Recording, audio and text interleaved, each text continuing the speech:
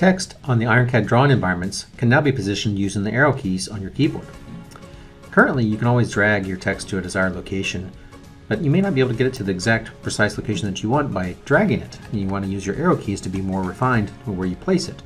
So you can use the arrow keys. For example, I can move the arrow down or right to move it around, and you can see that it's moving in certain increments on the screen, and you can left click to place.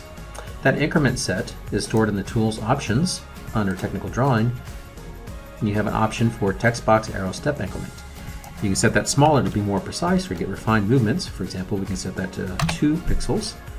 And now, when we select our box and move it, we can see that it's moving in much smaller increments, and I can get it exactly where I like and then just left click to place it.